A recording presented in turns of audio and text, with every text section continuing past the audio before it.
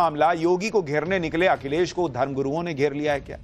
जाति की वजह से चोटी काटी, मारा पीटा, यह कहानी में नया ट्विस्ट है। योगी के खिलाफ साजिश का सच क्या है, अब आपको यह बताता हूं। यूपी के कथावाचक कांड में अखिलेश यादव लगातार सीएम योगी को घेर रहे हैं। ऐसी राजनीति हो रही है जिसमें पूरा मामला यादव बनाम ब्राह्मण किया जा रहा है। यह नैरेटिव अखिलेश यादव के पीडीए वाले एजेंडे में फिट बैठता है और इसलिए इस मामले में लगातार पेट्रोल छिड़ककर आग लगाई जा रही है। लेकिन मुख्यमंत्री योगी आदित्यनाथ चुपचाप सब देखने वालों में से नहीं है। आज योगी ने पुलिस प्रशासन को अच्छे से टाइट कर दिया और क्लियर कट कह दिया कि यूपी में जातीय दुश्मनी फैलाने की साजिश हो रही है और इस साजिश का तुरंत पर्दाफाश कीजिए। सीएम योगी की नहीं, हिंदू धर्मगुरुओं को भी इस घटना को यूपी में विधानसभा चुनाव से पहले सुलगाने की साजिश दिख रही है, क्योंकि इटावा के कथाकांड को लेकर ब्राह्मण और यादव पक्ष आमने सामने आ गए। जमकर बवाल हो रहा है, जबकि जिन कथावाचकों के साथ बदसलूकी हुई उन पर जाति छुपाने के लिए धोखाधड़ी का केस भी दर्ज हो चुका है और बदसलूकी के आरोपियों को पहले ही जेल भेजा जा चुका है। ऐसे में सवाल उठता है कि क्या वाकई इटावा कांड की आड़ में यूपी को जातीय संघर्ष में झोंकने की साजिश हो रही है? आज पाठशाला में इसकी पूरी डिटेल बताऊंगा। साथ ही यह भी बताऊंगा कि कैसे सीएम योगी ने इस साजिश का पर्दाफाश करने के लिए पुलिस प्रशासन को खुली छूट दे दी है और इटावा कांड पर अखिलेश यादव ने क्यों अमेरिका के राष्ट्रपति ट्रंप को घसीट लिया। लेकिन पहले पूरे घमासान की एक झलक देखिए।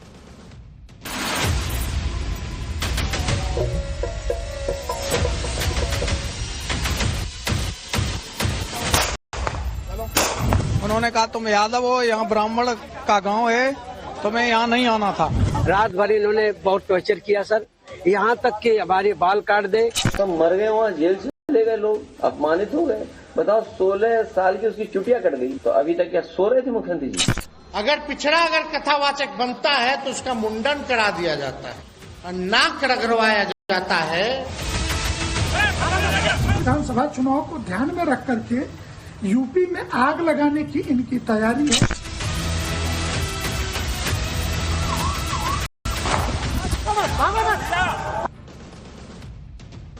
इटावा के जिस कथावाचक कांड को लेकर यूपी से बिहार तक सियासत गरमा गई, उसकी पूरी डिटेल आगे बताऊंगा। लेकिन पहले देखिए इस मुद्दे पर कैसे घमासान बढ़ता जा रहा है। इटावा में आज पुलिस ने उन कथावाचकों के खिलाफ एफआईआर दर्ज कर ली है जिनके साथ 21 जून को बदसलूकी हुई। कथावाचकों पर आरोप है कि उन्होंने खुद को ब्राह्मण बताकर भागवत कथा का ठेका लिया और असली पहचान छुपाने के लिए फर्जी आधार कार्ड का इस्तेमाल किया। लेकिन कथावाचकों के खिलाफ केस दर्ज होते ही यादव संगठनों ने इटावा में बवाल शुरू कर दिया। केस वापस लेने के लिए पुलिस थाने का घेराव भी किया गया। इटावा में बवाल के बीच लखनऊ में अखिलेश यादव ने एक बार फिर कथाकांड को तूल देने की कोशिश की। पूरे बवाल के लिए योगी सरकार को निशाने पर लिया। अब यह समझना भी जरूरी है कि आखिर अखिलेश यादव इटावा में हुए कथाकांड को इतना बड़ा मुद्दा क्यों बनाने में जुटे हैं। दरअसल अखिलेश यादव को लग रहा है कि इस घटना में वो सारा मसाला है जिसे वो 2027 के विधानसभा चुनाव में योगी आदित्यनाथ के खिलाफ नैरेटिव बनाने में इस्तेमाल कर सकते हैं। जैसे इसमें जाति की राजनीति है, इसमें अखिलेश के सबसे बड़े हथियार पीडीए का समीकरण भी है और बवाल की भी पूरी गुंजाइश है। अखिलेश यादव को अपने इस मकसद में शुरुआती कामयाबी भी मिलती दिखी, जिसकी गवाही आज इटावा से आई तस्वीरें दे रही। आज इटावा में कथावाचकों के खिलाफ एफआईआर दर्ज होने पर भारी बवाल मच गया। अलग अलग यादव संगठन से जुड़े लोगों ने पुलिस थाने का घेराव करने के लिए इटावा के दांदरपुर गांव में घुसने की कोशिश की। पुलिस ने जब उन्हें रोकने की कोशिश की तो भीड़ भड़क उठी और पुलिस पर पथराव शुरू कर दिया। भीड़ में शामिल कुछ लोगों ने पुलिस की गाड़ियों में तोड़फोड़ भी की। देखते ही देखते बवाल इतना बढ़ गया कि पुलिस को खुद को बचाने के लिए हवाई फायरिंग तक करनी पड़ी। जिस तरह से इटावा के कथाकांड को लेकर सियासत हो रही है, उसे देखते हुए सीएम योगी आदित्यनाथ को पहले ही इस तरह के बवाल का अंदेशा हो चुका है और इस तरह के बवाल से निपटने के लिए पहले ही उन्होंने पुलिस प्रशासन को खुली छूट दे दी थी। अधिकारियों के साथ बैठक में सीएम योगी ने साफ कर दिया था कि पिछले कुछ समय से कुछ अराजक तत्व उत्तर प्रदेश में जातीय दुश्मनी फैलाने का षड्यंत्र रच रहे हैं। इटावा जैसी घटनाएं इसकी पुष्टि करती हैं। आगे सीएम योगी ने कहा कि ऐसी गतिविधियां न केवल राज्य की छवि को धूमिल करती हैं, बल्कि सामाजिक ताने बाने के लिए भी खतरा है। सीएम योगी ने अधिकारियों को निर्देश दिया कि ऐसी किसी भी साजिश का तुरंत पर्दाफाश हो, दोषियों की पहचान सार्वजनिक की जाए और उनके खिलाफ सख्त से सख्त कार्रवाई सुनिश्चित की जाए। सीएम योगी ने अधिकारियों को खुली छूट देते हुए यह तक कह दिया कि कार्रवाई के लिए शासन से आदेश का इंतजार न कीजिए, कानून के तहत फौरन एक्शन लीजिए। अखिलेश यादव सीएम योगी की सख्ती पर भी सवाल उठाने से नहीं चूके। अखिलेश यादव ने तो सीएम योगी और बीजेपी पर तंज करते हुए इटावा की घटना को लेकर अमेरिका के राष्ट्रपति ट्रंप का जिक्र कर दिया। सुनिए अखिलेश यादव को। तो अभी तक क्या सो रहे थे मुख्यमंत्री जी? जब जगना था तब जगे नहीं, सब मर गए, वहां जेल चले गए लोग, अपमानित हो गए। बताओ 16 साल की उसकी चुटिया कट गई।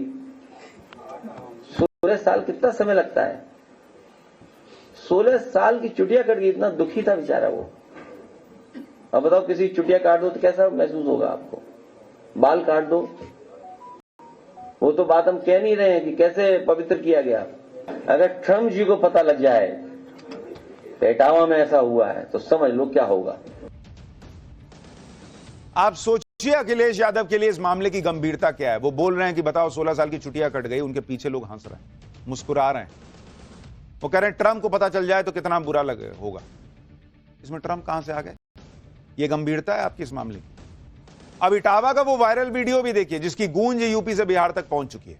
घटना इटावा के दांदरपुर गांव की है और 21 जून की है। वीडियो में एक शख्स को कुछ लोगों ने घेर रखा है। वीडियो में उसे जाति छुपाने की सजा देने की बात हो रही है और फिर भीड़ में गिरे शख्स की चोटी और बाल काट दिए गए। इतना ही नहीं, आरोप है कि भीड़ ने कथावाचकों को एक महिला के पैर छूने और नाक रगड़ने के लिए मजबूर किया। इस घटना का वीडियो वायरल होने के बाद से अखिलेश यादव लगातार योगी सरकार और बीजेपी पर हमलावर है। अखिलेश यादव कथावाचकों को इंसाफ दिलाने के लिए बड़ा आंदोलन छेड़ने की धमकी दे चुके हैं। हालांकि सवाल यह भी उठता है कि अगर कथावाचकों ने जाति गलत बताई थी तो मुंडन करने की, उनसे नाक रगड़वाने की ये इजाजत किसने दी? भाई आप पुलिस में ले जाते अगर आपको लग रहा था मामला गड़बड़ है।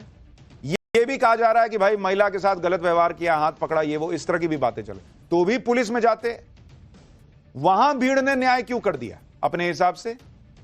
अखिलेश यादव जिस घटना को लेकर पिछड़ी जाति वाला नैरेटिव सेट करने में जुटे हैं उसकी पूरी डिटेल भी आपको बताता हूं।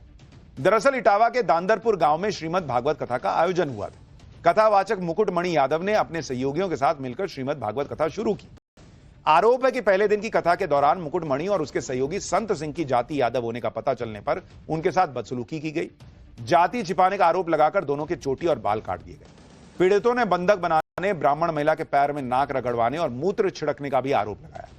और सवाल यही उठ रहा है कि अगर कुछ गलत भी हुआ तो पुलिस में केस क्यों नहीं किया गया? आपने क्यों सजा दे दी? भीड़ ने क्यों सजा दे दी? एक तरफ कथावाचक आरोप लगा रहे हैं कि जाति पूछने के बाद उनके साथ बदसलूकी हुई। इन आरोपों को सच मानकर अखिलेश यादव ब्राह्मण वर्सेस पीडीए की सियासत करने में जुट गए। वहीं दूसरी तरफ मामले पर सियासी संग्राम छिड़ता देख भागवत कथा के आयोजक परिवार और ब्राह्मण संगठन भी अब खुलकर सामने आ गए। इनका दावा है कि मामला जाति का है ही नहीं बल्कि महिलाओं से छेड़छाड़ का है, जिसकी वजह से कुछ लोगों ने कथावाचकों की पिटाई कर दी। जरा उनको भी सुनिए। मैंने अपने पति को बताया कि लोग, इनके इरादे अच्छे नहीं है, गलत लोग। ये भागवत चार कैसे है मुझे नहीं समझ में आ रही। ये भागवत ये भी इनकी जांच कर, तब इनने जांच करी, जिनने कुछ लड़कों को बताया तब उनसे कि तुमने ऐसी गंदी हरकत क्यों करी, भाभी से माफी मांगी। एक छोटी सी मामूली सी घटना थी, इसको इतना तूल नहीं देना चाहिए था। उस व्यक्ति ने, जो कथावाचक है, अपनी जाति छुपाई, कोई तकलीफ नहीं थी, जाति छुपाई, ठीक है, कम से कम असली हरकतें न करते। आप वहां पकड़े नहीं जाते, 7 दिन कथा करके आप चले जाते।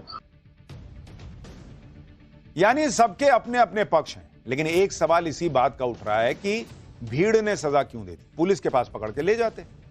इटावा की कथा कांड में लग रहे आरोप और प्रत्यारोप के बीच कथावाचक मुकुटमणि यादव का आधार कार्ड और विजिटिंग कार्ड भी वायरल हो रहा है।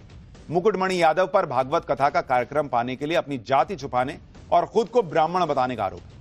वायरल हो रहे आधार कार्ड में मुकुटमणि के नाम के आगे अग्निहोत्री लिखा नजर आ रहा है, यानी उन्होंने खुद को ब्राह्मण समाज का दिखाने की कोशिश की आरोप है। इसी तरह मुकुटमणि यादव का विजिटिंग कार्ड भी वायरल हो रहा है, जिसमें मुकुटमणि नाम के आगे आचार्य और पंडित लिखा नजर आ रहा है। इसमें भी कहीं यादव लिखा हुआ नहीं दिख रहा। वायरल हो रहे आधार कार्ड की जांच के बाद ही पुलिस ने कथावाचक मुकुटमणि यादव और उनके सहयोगी संत सिंह यादव के खिलाफ धोखाधड़ी का केस दर्ज कर लिया है।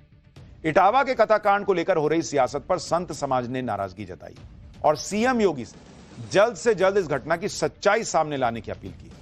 आशंका जताई गई है कि समय रहते कार्रवाई नहीं हुई तो यह घटना हिंदुओं के बंटने और विधानसभा चुनाव से पहले यूपी के सुलगने की वजह बन सकती है। आप भी ज्योतिष पीठ के शंकराचार्य अभिमुक्तेश्वरानंद सरस्वती और अखिल भारतीय संत समिति के महामंत्री स्वामी जितेंद्रानंद सरस्वती को सुनिए। एक पक्ष अपनी जाति को छुपा करके आता है वो उसका दोष है, और दूसरा पक्ष कानून के हवाले उनको करने के बजाय स्वयं कानून हाथ में लेकर के उनका अपमान करता है। तो ये दोनों ही पक्षों का दोष है, इसलिए इस पे अनुशासन की तगड़ी कार्रवाई होनी चाहिए, राजनीति नहीं होनी चाहिए, क्योंकि राजनीति अगर होगी तो इसका मतलब है कि हिंदू समाज के बीच में फूट डालने का कारण बनेगा। ये इस कथा के प्रकरण में भी समाजवादी पार्टी का अचानक से सक्रिय हो जाना और कुछ सोशल मीडिया के इन्फ्लुएंसरों के द्वारा लगातार ट्वीट करना यह दर्शाता है कि उत्तर प्रदेश के अगले विधानसभा चुनाव को ध्यान में रख करके यूपी में आग लगाने की इनकी तैयारी है। यानी यूपी में सियासी तूफान आ सकता है, लेकिन यूपी से अलग देश में